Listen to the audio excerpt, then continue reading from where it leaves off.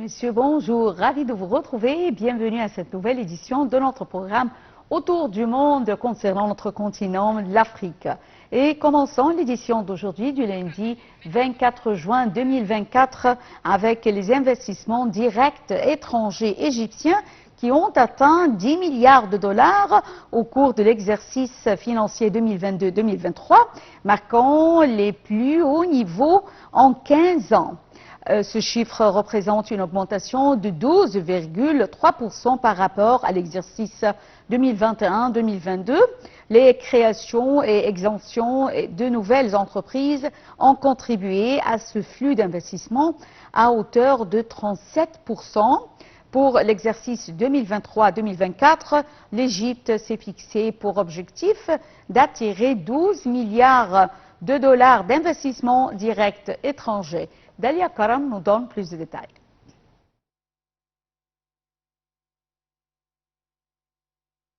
L'Égypte a connu une progression remarquable de ses investissements directs étrangers au cours de l'exercice 2022-2023. Les entrées nettes d'investissements directs étrangers dans le pays ont augmenté pour s'établir à 10 milliards de dollars durant la dite période, soit une hausse de 12,3% par rapport à l'exercice 2021-2022. Cette performance représente le taux de croissance le plus élevé des investissements directs étrangers dans le pays en 15 ans, d'après l'Autorité générale pour l'investissement et les zones franches. Gafi montre qu'au cours des 9 dernières années, à l'exception de la période du Covid-19, les entrées nettes d'investissements directs étrangers dans les secteurs non pétroliers ont atteint 11 milliards de dollars. Les bénéfices non répartis à des fins de réinvestissement constituaient la principale composante de ces investissements, soit 44%. De plus, les créations et expansions de nouvelles entreprises ont contribué à ce flux d'investissement à hauteur de 37%. L'Autorité générale pour l'investissement et les zones franches indique qu'au cours de l'exercice 2022-2023, 26 licences dorées ont été accordées pour des projets couvrant des activités de production dans les secteurs industriels, alimentaires, agricoles, humanitaires, technologiques et touristiques. L'Égypte reste le deuxième bénéficiaire d'investissements directs étrangers en Afrique après l'Afrique du Sud, selon la Conférence des Nations Unies sur le commerce et le développement. Pour l'exercice 2023-2024, l'Égypte vise 12 milliards de dollars d'entrées d'investissements directs étrangers.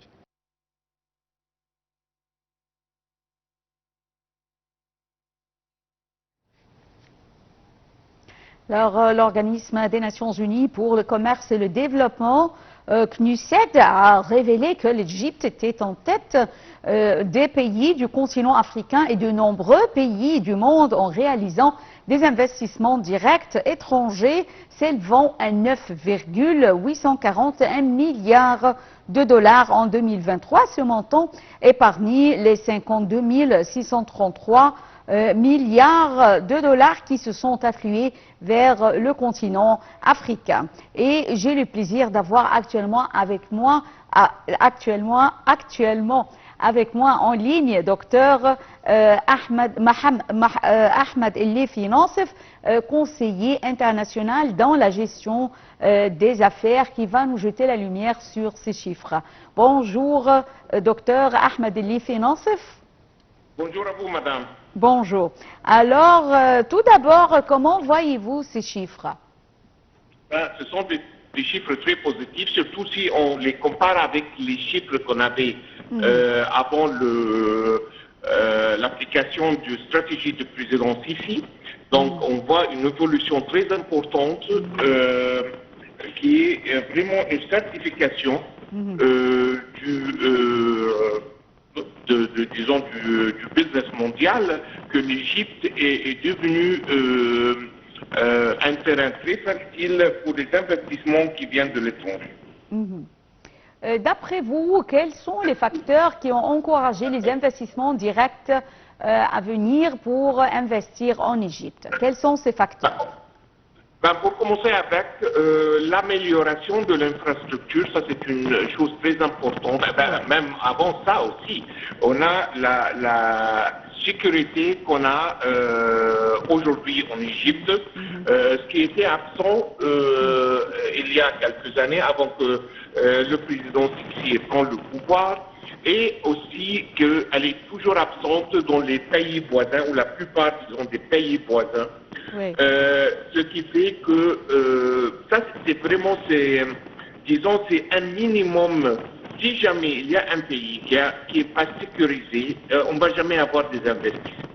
Ça, c'est quelque chose de fondamental pour qu'on aille des investissements internationaux qui viennent dans le pays. Ça, c'est numéro un. Numéro deux, l'amélioration très importante qu'on a dans l'infrastructure, qui est aussi un axe aussi important pour attirer les investisseurs. Parce que si jamais quelqu'un va venir construire une usine en Égypte, mais il n'a pas les routes pour mener son matière première, il n'a pas les accès pour le port pour employer son produit final, là, ça va être très difficile de les attraper. Et troisièmement, les décisions économiques qui ont été prises, ce n'étaient pas des décisions faciles, mais c'était des décisions très courageuses de l'administration présente et du président surtout, que le changement dans le taux de change du livre égyptien, là aussi ça fait que l'Égypte est devenue un peu, si on peut dire, la petite Chine de l'Afrique, si vous voulez. Donc maintenant, ce ne sont pas des décisions faciles. Hein. Et il y a 40 ans qu'on a dû prendre ce genre de décisions. Et peut-être si on l'aurait pris il y a 40 ans, peut-être le changement n'aurait pas été aussi dur que ça. Mais on est où on est. Hein. Donc ces décisions difficiles ont été prises. On a plus ou moins arrêté ou dilué la subvention pour le livre égyptien. Donc on est plus ou moins dans une valeur réelle pour la devise locale qui encourage des investissements de venir de s'installer ici en Égypte, tout simplement parce que les coûts sont très acceptables et même préférentiels vis-à-vis d'autres locations d'aller s'installer là-bas. Donc, ce sont ces trois facteurs qui ont aidé vraiment. La sécurité, l'infrastructure et la libération du taux de change de la livre égyptienne. Tout ça, ça vient après la sécurité. Oui, oui. L'Égypte cherche également à attirer des investissements étrangers directs dans une gamme de projets de développement économique et bien sûr social. Par le biais de partenariats publics-privés. Et le président Abdel Fattah el-Sisi a appelé à plusieurs reprises le secteur privé à prendre part aux projets nationaux. Comment voyez-vous la collaboration entre ces deux secteurs, publics et privés? C'est en train de s'améliorer. Est-ce qu'on est disons, on est arrivé au niveau optimal? Pas vraiment. On a encore des parcours à faire, mais on est dans la bonne direction, si vous voulez. C'est en train de s'améliorer, mais il y a un trajet toujours à faire. Et je pense que la stabilité et l'availabilité des devises dans les banques, ça aide beaucoup. Si vous vous rappelez, n'importe qui des investisseurs privés, on leur parle, ils vous disent quoi? Ils vous disent que l'histoire, c'est pas le dollar ou l'euro, c'est à combien. La chose la plus importante, bien sûr, ils préfèrent que ce soit moins cher, mais la chose la plus importante pour eux, c'est la disponibilité. Si on a des devises, ils peuvent fonctionner. Peut-être que les prix vont être un peu plus chers, etc., mais ça reste l'availabilité. La deuxième chose, que c'est un bénéfice énorme pour l'économie égyptienne. Quand on a libéré le taux de change, pas mal des choses ou des produits ou finales ou des matières premières ou semi-finales sont devenus un peu plus efficaces du point de vue économique et moins chers de fabriquer localement que les importer. Ce qui veut dire quoi? Que la base de l'industrie égyptienne va s'élargir. Parce qu'on était seulement plus ou moins, on avait une industrie, son Excellence, le président a parlé de ça, on avait une industrie vraiment très superficielle en Égypte. C'était de presque dans tous les secteurs, c'était un genre de, si vous voulez, c'est de groupage, fin de compte, ok? Même si on parle des jus, si on parle des choses les plus simples. C'était vraiment, on importait le matière de packaging, on importait la base de concentrés de fruits, et on ajoutait de l'eau et on les emballait ici localement. Donc ça, c'est pas une industrie profonde, une industrie 100% égyptienne, oui. Une industrie profonde, c'est une industrie où on a vraiment le deuxième ou troisième niveau de matières premières sont fabriquées localement. Et maintenant, aujourd'hui, je pense que ça va être plus économique que l'industrie égyptienne commence à faire l'intégration verticale. Ce qui veut dire qu'on va avoir plus d'industries qu'on n'avait pas avant. Et là, on va grandir et élargir la base d'industrie en Égypte, ce qui est très positif parce qu'on va créer opportunités de travail que l'Égypte a besoin de créer, si je ne me trompe pas, presque 500 000 opportunités de travail chaque année, ce qui est énorme. Et ce n'est pas faisable si on n'est pas en train de changer les règles du jeu, si vous voulez. Et là, on est en train de les changer par approfondir l'industrie, et ça peut seulement se passer quand la production locale devient plus économique que l'importation. Et ça, on n'aurait jamais arrivé à ça si on avait toujours le taux de change qui était subventionné par l'État. Donc c'est une chaîne complète, si vous voulez, et je pense qu'on l'a pris du bon côté et on est en train de suivre les bons pas avec une cadence assez importante pour achever le développement économique qu'on aspire tous à arriver pour l'Égypte. Donc, comme vous l'avez mentionné, docteur Ahmed Elif Nassif, alors on peut dire que la localisation des produits égyptiens et l'industrialisation est une des priorités de l'État actuellement. Et parmi les domaines couverts par ces investissements figurent les centrales de dessalement alimentées par l'énergie solaire, la numérisation du système éducatif et les transports, bien sûr. Alors, est-ce que vous voyez que ces éléments sont les plus nécessaires pour la renaissance espérée en Égypte actuellement? Sans aucun doute, l'énergie solaire, c'est le nouveau pétrole. Pour commencer avec, on est très riche en soleil, même on peut dire, surtout avec le chaleur qu'on a déjà, on est trop riche en soleil, si vous voulez. Ça, c'est d'un côté. Et deuxièmement, ça coûte rien. Et troisièmement, et très prochainement, il va avoir des conditions environnementales sur la fabrication surtout l'industrie, parce que ce sont des sources, c'était fabriqué par des sources d'énergie renouvelables ou c'était fabriqué par des carburateurs. Donc là, on est en train de partir dans la direction environnementale et on est en même temps en train d'utiliser les biens que l'Égypte a. Oui, je m'excuse, que l'Égypte, avec lesquels l'Égypte jouit, comme le soleil.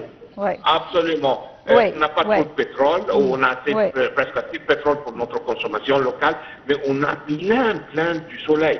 Et c'est une honte de ne pas utiliser une ressource naturelle aussi importante que ça. Et ce qui est en train de se passer un peu aussi, si je ne me trompe pas, je ne me rappelle pas c'était du quel pays, mais vraiment ils sont en train d'innover et de fabriquer des panels solaires qui sont beaucoup moins chers de ce qu'on a avant. Ils sont en train de changer la technologie des panels solaires.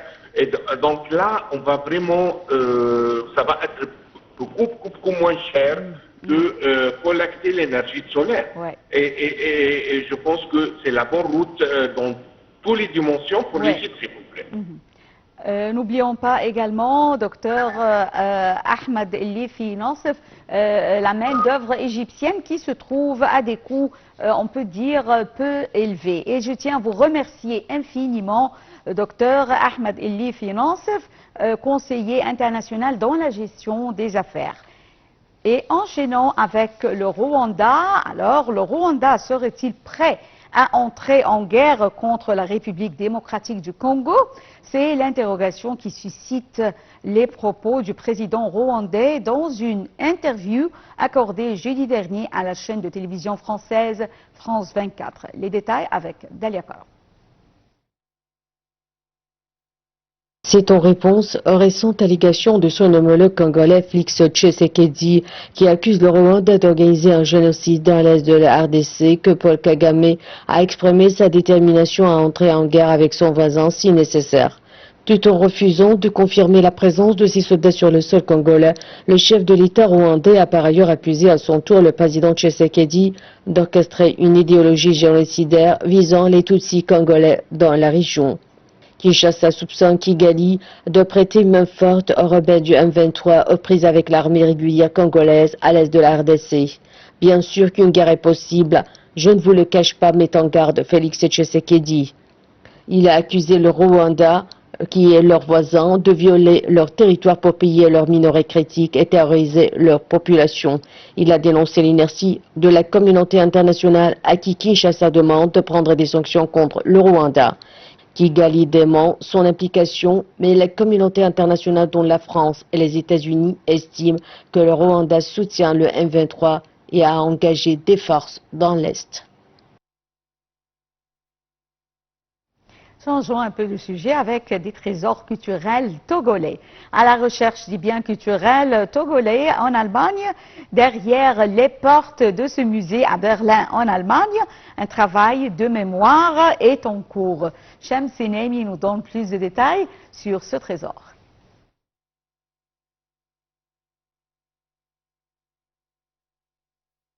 Le chercheur togolais Tofa Oiniko Maoussé s'efforce de retrouver les biens culturels du Togo. Il fait ses recherches au musée ethnologique à Berlin d'Alem en Allemagne.